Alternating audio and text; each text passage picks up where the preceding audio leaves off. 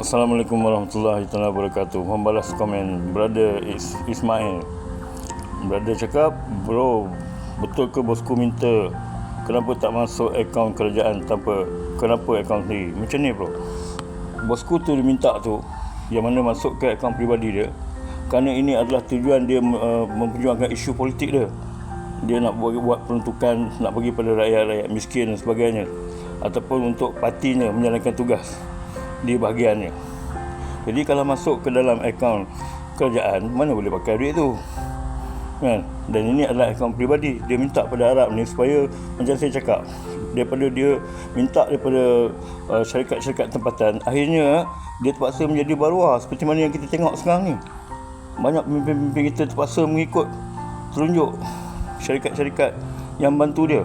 Aset-aset negara kita bakal tercemar jika kita membiarkan mereka ni menjadi penyumbang. Kebanyakannya penyumbang-penyumbang dalam syarikat-syarikat tempatan ada tujuan dia.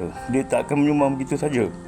Jadi bosku minta pada Arab Saudi ni atas dasar dia nak memperjuangkan karier politik dia, membantu parti dia dan sebagainya. Ini tak salah bro.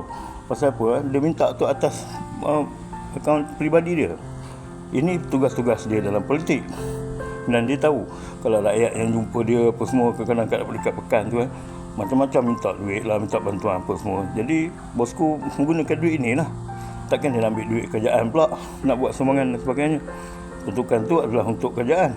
Jadi kalau dia minta untuk akaun peribadi dia, untuk tujuan politik dia, karier dia.